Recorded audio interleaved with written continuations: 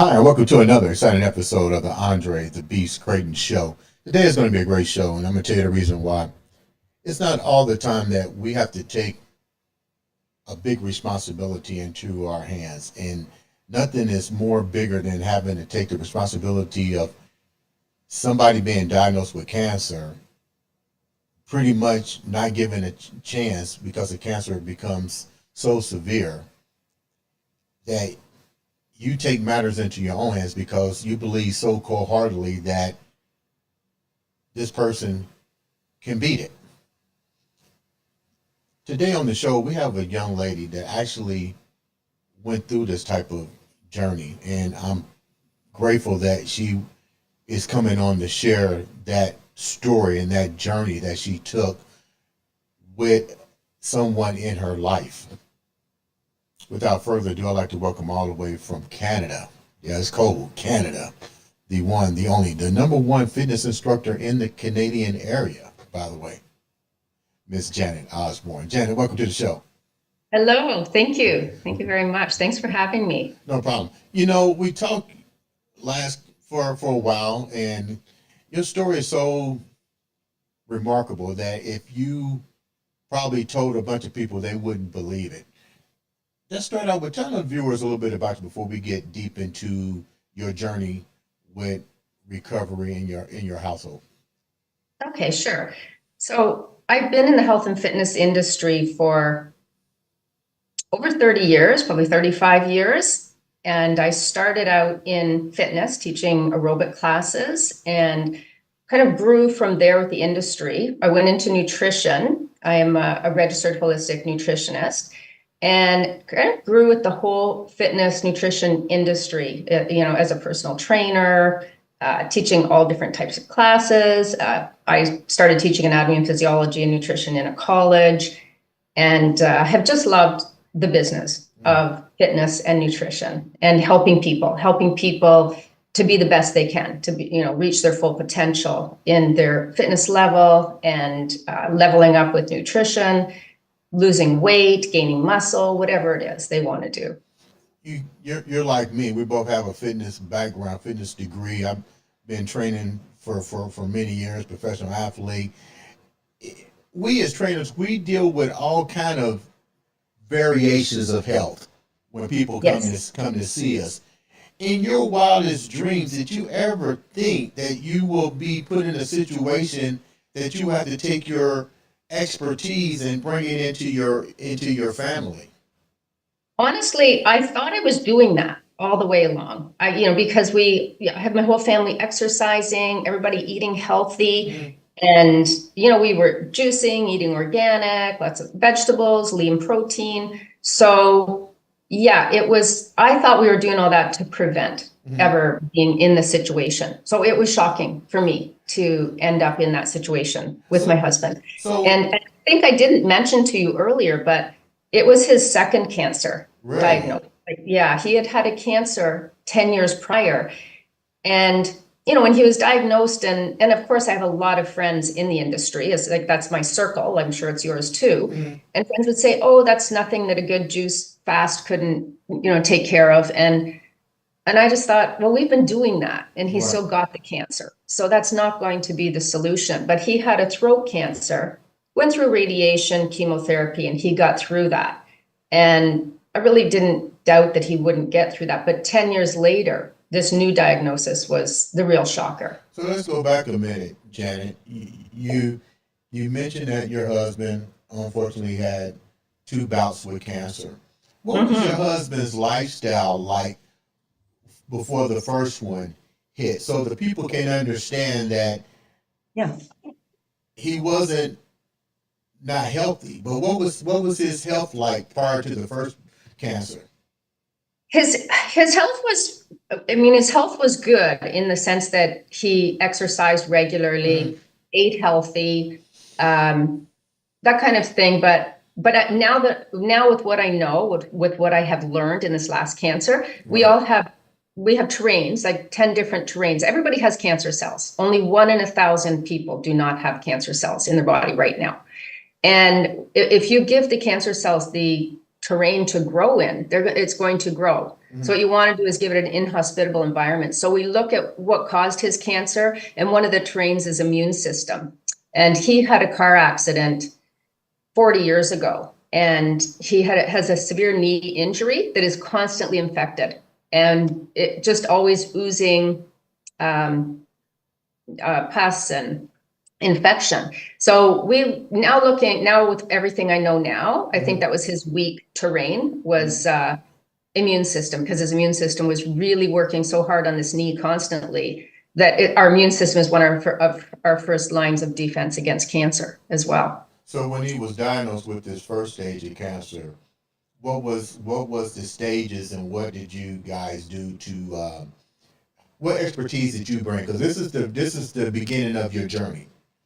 The beginning of my journey, yeah. So the first cancer, he was stage 2, went through radiation, chemotherapy. We continued to eat healthy and do our thing. And he came through that cancer. And I didn't dig really deeply into that at that time. I just, trusted the system, and I knew we ate a healthy lifestyle. So I really wasn't thinking there was anything we could do to help it other than to keep living our healthy lifestyle. Second time, 10 years later, and I just want to say what I've learned also, it's not uncommon 10 years later to get another cancer, because chemotherapy and radiation are group 1 carcinogens. And it's not unusual that causes another cancer, unrelated cancer, 10 years later. So that could be the cause of his second cancer, but also, the knee continued to be a problem, still had a challenge with his immune system. And Janet, was he going through, did he have reconstructive knee surgery, knee replacements? What was the condition of the knee that kept causing the infection that was attacking his immune system to begin with, and how noticeable was this? Yeah, he didn't have any reconstructive surgery or anything. He just smashed his knee into the dashboard in a severe car accident, and it just never healed, and it would be infected and swollen. So he's had 10 microscopic surgeries on it. Every time he'd have a new doctor, they would say, "Oh, the latest the top orthopedic doctor in Toronto and Canada, whatever, he's going to fix this for you." So Greg would go and he would have the surgery, and then they would flush it out. They would, intravenous antibiotics, whatnot, and they'd say, "Okay, you're going to be good." He'd come back for his follow-up, infection still there. Come back for another follow-up, infection still there. Then they would just kind of drop him until the next doctor would say, "Oh, I can fix this." Right. And we don't know. We never did find out. He's had so many surgeries on it and so many different doctors looking at it. We don't know if there was a piece of something left in there. That's what he thought, a piece of the dashboard. We don't know. Right. But it continued to be severely infected, and it would swell up. He wore a Band-Aid for 30 years. Every single day he'd go through several Band-Aids because it would be oozing. So go ahead. So when the second bout came, what was the time frame between the two cancers? What are we looking at as far as the time lapse from having one cancer to the other one? 11 years between the two. And the second cancer was April 2021, and he went into it was during COVID. So it was taking a while. He was having severe abdominal pain. I thought he hadn't been looking well for several months before that, but now he had pain, and he was calling the doctor, and of course they wanted to do COVID tests. And it just takes forever going from one test to the next. Right. And he said, I'm just going to take you to emergency. You should just go into emergency, tell them you're in pain, you can't sleep. So I had to drop him off. I couldn't go into the hospital during COVID. Dropped him off, and I guess, one test led to another, and I dropped him off at 11:30 in the morning, and by 9:00 at night, he phoned me and said, "I have cancer." Wow. And and they thought it was some kind of a lymphoma, but they weren't sure. There's Hodgkin's and non-Hodgkin's. So we were hoping for Hodgkin's. That's a better prognosis, much better. It's 90% curable. But by the time he was in the hospital now at this point for 11 days, because his kidneys also weren't functioning well at all. They were barely functioning at that point because one tumor was so big, pressing on his kidney. So he was diagnosed with non-Hodgkin's lymphoma. Then they have to, in that, there's like hundreds of subgroups of non-Hodgkin's lymphoma. And it took a long time for them to figure out exactly what he had. But they finally diagnosed it as plasmablastic. And it's a very rare, very aggressive non-Hodgkin's lymphoma. They said he was somewhere between stage 3 and 4. He had tumors throughout his chest cavity, all through his abdominal cavity, tumor the size of a grapefruit in his abdominal, like very large tumor, and lots of smaller tumors. And so this cancer that he had, this type of cancer, as I said, it's very rare, but it's mostly would only be found in somebody who's HIV positive. And Greg is not HIV positive, but that's where we go to the immune system, right? Because HIV is an immune deficiency disease. Let me interrupt you for a second before Yeah. you continue with this story. He gets put in the hospital during one of the most crazy moments of the world. We're talking Yes. about the pandemic. We're Yes. talking about the fact that you can't go in there. You got to drop your husband off with the conditions that he told you he's got when you already realized he already had, what was it, 10 years ago, one battle of cancer, but now he's in there alone, minimum hospitalization coverage because nobody's really working or overworked. Exactly. You still don't know Yes. what's going on. What take me in your mindset. I mean, this cannot be easy for you and your family. No, it was, and our children are adults, and they weren't living with us, but, and yeah, I'm home alone. It's lockdown, so you don't even have your friends, you don't have anybody around. And he felt terrible having to tell me this news over the phone. I Right. felt terrible that I wasn't there with him receiving this news. And I just knew it was bad. And of course, we called the children right away, and one was living in the US, but and two, my son and daughter were actually roommates living together. So one of them came home and stayed with me, and then the other one came home on the weekends. And we were going to the hospital. We were one of those people you saw in the news with the signs saying, "Hello, we love you, Daddy," you know? Really? Yeah, found out. Were you ever, I know the answer is yes. What if, I know the thought of COVID had to enter you guys' mind on top of that. I mean, it couldn't make matters, you know. What did the doctor share with you during this thing? Because now you're sitting there waiting on some type of diagnosis. What were they telling you until they figured out what it actually was? They really weren't saying anything other than, non-Hodgkin's, they needed to wait, but they were also treating his kidney at that time. So that's why they were keeping him in the hospital until his kidneys were functioning. Mm-hmm. And no, they really weren't at that time saying much, other than it was an advanced stage. And because they don't really assign you an oncologist or anything until they have diagnosed you. And so, yeah, they really weren't telling us much. But I just knew this was serious. Like in the first cancer is always serious, but Yeah. I didn't feel that in my gut the first time. This time, I just knew this is different. This is bad. He was home by the time they did die. Then by the time he left, they still couldn't diagnose it. They were really having problems diagnosing it. And they ended up just putting him on a broad spectrum, a general chemotherapy and oral chemotherapy, just to give him something to get something started until they could diagnose what it was. And So because it was this, so they let him come home during the pre-COVID, I take it, and then you had to basically become the nurse.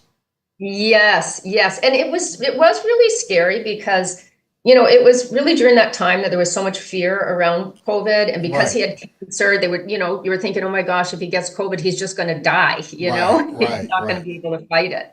Right. So then we were keeping the children away, so they were there with me, and then we weren't letting them come. Because we didn't want to expose him to anybody, and so that was an added fear on top of it all. I had in the meantime already, while he was in the hospital, because I knew this is different, this is aggressive, this is going to I knew because I already knew it was non-Hodgkin's lymphoma. So it's a more difficult cancer to get rid of, no matter what type it is. Mm-hmm. And so I already started to study and, read, because as a holistic nutritionist, everybody, I think most people know that cancer feeds off sugar.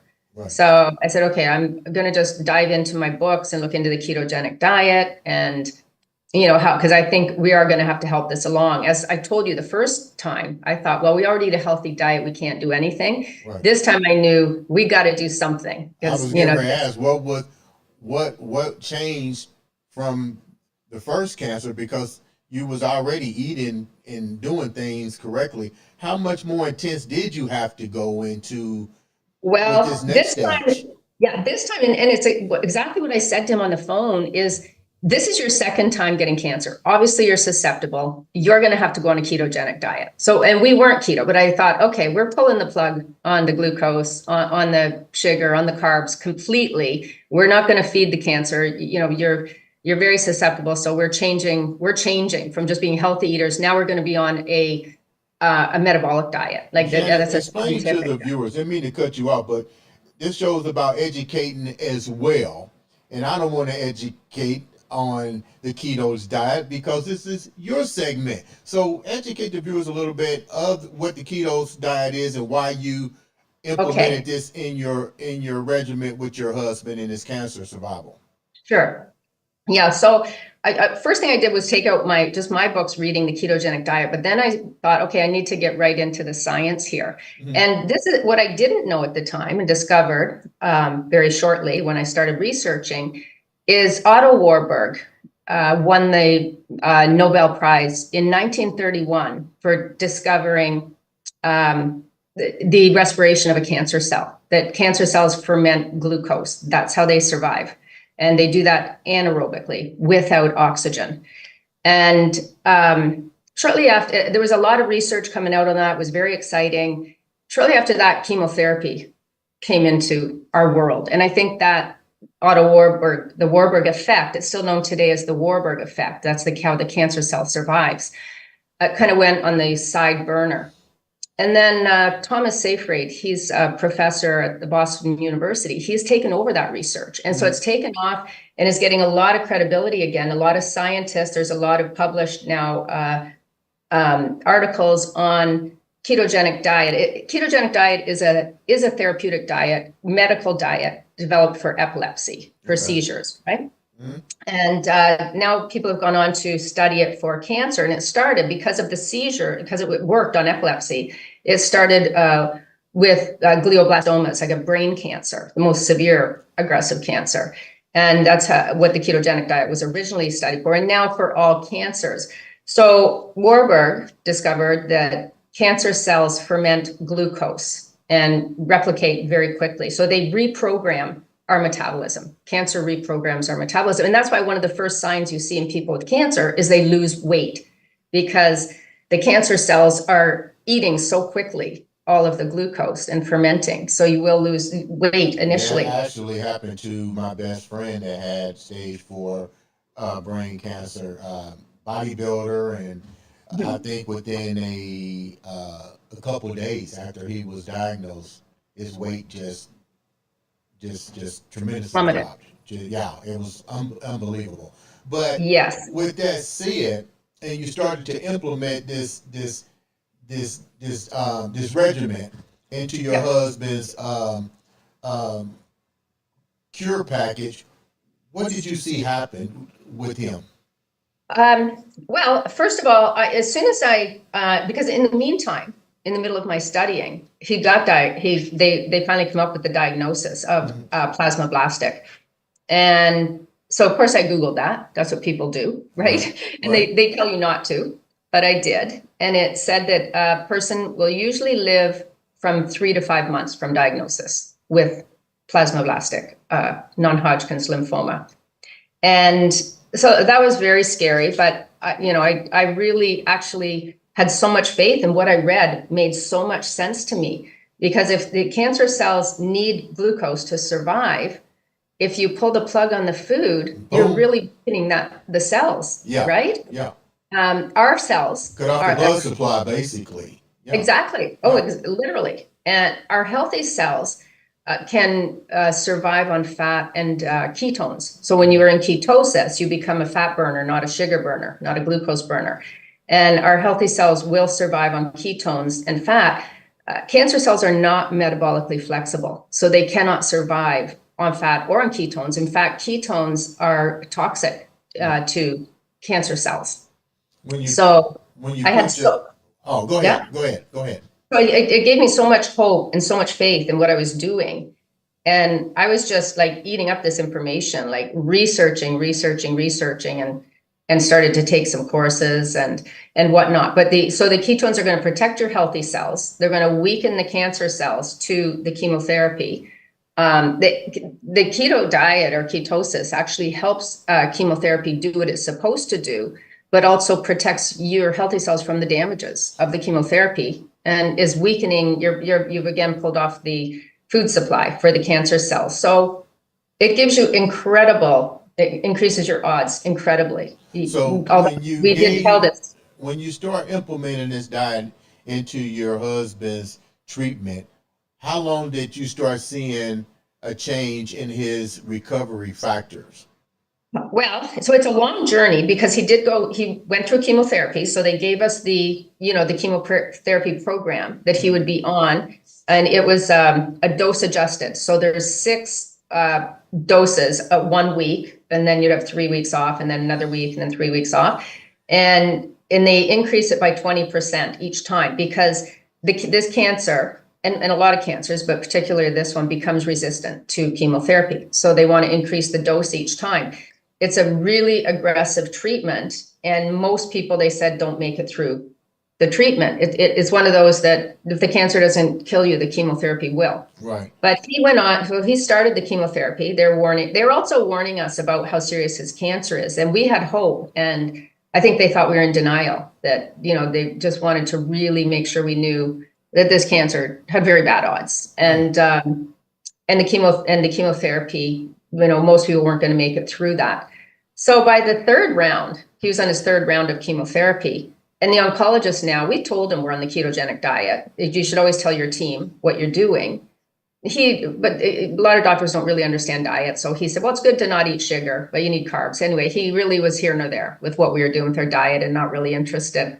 But by the 3rd round, he was blown away. He said, you're my #1 patient, like for the least side effects to chemotherapy. Like Greg had really very little side effects. We were walking 10,000 steps a day. He was golfing. We were paddleboarding. He actually started to feel better than he had been feeling when he had the cancer before diagnosis. What were some of the foods that you was introducing into his diet, and which carbs were you taking out? Because I agree with you with the doctors not being too concerned about the nutritional aspect of a situation and the nutritional parts that need to be added into a situation like that. I'm glad that you had the insight to really dig deeper and combine the two. But what were some of the food items that you took in, and what were some of the things that you take out to allow his progress to get pretty much the seal of approval from the doctors? Yeah.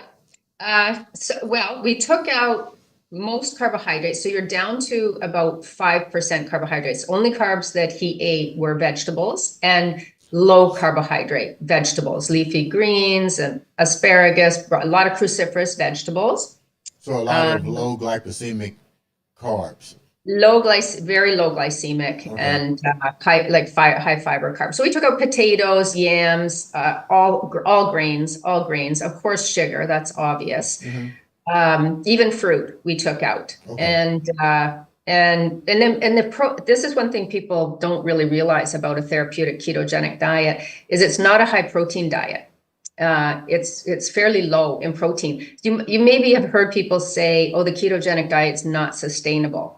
And when people say that, it's not because you're lacking carbs. Carbs are not an essential nutrient, but it is low in protein, in the long run. It's a little bit low in protein. But I mean, in the long run for maintenance, you can up that protein. But for therapeutic ketogenic diet, it's a little bit lower on protein than you would thrive on. But that's because excess protein will convert to glucose. And we were just really keeping the glucose low. Right. So that means not even extra protein. So it's a lot of fat. And a lot of, we focused on healthy fat, MCT oil, coconut oil, olive oil. What did you just say? MCT oil? MCT oil? Yeah. Yeah, you know why? I haven't heard that in years. I used to use MCT oil back in the 80s. As a bodybuilder. Yeah, medium chain triglycerides. Used to guzzle it down. Yes, yeah. It's very big in the Yeah. ketogenic world Hmm. because it actually increases ketones. Hmm. And so, it does burn fat. That's why you were using it to be lean, Yeah, right? yeah, Yes. yeah. And it bypasses the normal digestion of fats. So it's used as energy. So fats take a while to be converted to energy, but MCT oil, medium chain triglycerides, are immediately used as energy. So it increases your energy, increases ketones, increases mental clarity. It's great for your brain. Yeah, so we were using the fish. I mean, and grass. We switched everything to grass-fed, pasture-raised meats, and then vegetables are phytonutrients are key. So you asked me what we took out, and that's the most important thing, what you take out. Hmm. But close second is what you put in. Right. And cruciferous vegetables break down tumors. They also help chemotherapy do what it's supposed What are to. some examples of those vegetables for the viewers that may Yes, not know? right. Good question. Sometimes I forget that everybody's not on the same lingo as me. Broccoli, cauliflower, Brussels sprouts, arugula, radish, turnip. Turnip would be a higher carb, so we really didn't use that one. Cabbage. Yeah, so all those sulfur smelling vegetables Okay. are Okay. cruciferous. Yeah. And they are key. So that is one you want to have 2 servings a day if you're going through cancer. We had these different goals of what we were keeping now, but 2 servings a day of cruciferous vegetables. And then other phytonutrients like green tea, it stops growth of cancer cells and it prevents growth of cancer cells. Chamomile tea stops metastasis, the spread of cancer. It induces apoptosis, which is self-suicide. And these are all things that cancer cells override and reprogram because, like I said, we all have cancer cells, but our bodies have a lot of wisdom, and the cancer cells should commit suicide. They should self-destruct. But once they've taken over, they don't. They reprogram everything, so they no longer self-destruct. So there's phytonutrients in plant food that reprograms your cells back to what they're supposed to be doing for those cancer cells to self-destruct, for the growth signaling of the tumors to stop, for the cancer cells to stop overriding the immune system, for the angiogenesis, the creation of new blood vessels. Again, chamomile tea stops that. Exercise stops that. And so that's why we're, made sure we got the 10,000 steps a day. That all stops the spread of cancer. So there's so many things that you can do. So your husband is now clear. Yes, he is. And let me say too about the chemotherapy. So on the 3rd round, I told you the oncologist was blown away. Mm-hmm. So by the 6th round, that was the last round that he had.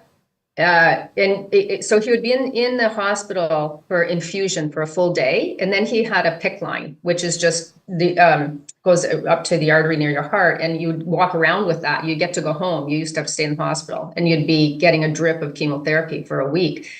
So the first day you go in, the pharmacist dispenses it, you sit and you have it. By the 6th round, the pharmacist came into the chemotherapy room and he said, I just want to meet the person that is getting this because we have never dispensed it at this hospital before. Wow. Nobody has made it that far. Wow. Yeah. Wow. Yeah. And that's at a cancer center. That's a hospital with a big cancer center. Right. And then we were telling our neighbor this story, and she had just retired from Princess Margaret, which is one of the top in the world cancer centers. And when we told her that, she goes, you know what? We've never dispensed it either at Princess Margaret the whole time I worked there. Really? Yeah. So he made it through the chemotherapy. So, and it's a combination. The diet can work as a standalone, but it can also allow you to get through your treatment. Because I work with cancer patients all of the time. And the big thing is before your next chemo, they're going to do your blood work and make sure that your blood work is healthy so you can go on to the next treatment. And with my clients that I'm working with, every time their blood is perfect, just like Greg, blood is perfect, blood is perfect, blood is perfect. Go off the keto diet, all of a sudden the blood's not perfect, and you can't move forward with your treatment. How can the viewers get in contact with you? I mean, such a great story. I'm proud that you saw a window of opportunity to advance your knowledge and to pass that knowledge on to saving lives, which started in your house, and naturally you're playing that forward in the community and the world. How can the viewers reach out to you to know more about your ways of saving other individuals that might be having the same issues? Right. So I have a website, ketofitjanet.com. And also, that's my Instagram is ketofitjanet. And on my Instagram, I'm putting out exercise videos and some diet tips regularly. And somebody can follow me there and DM me, or you can also reach me through the website. Tell me what, Keith, before we wrap up today's show, and once again, thank you for coming on and sharing such a remarkable Beast State of Mind episode.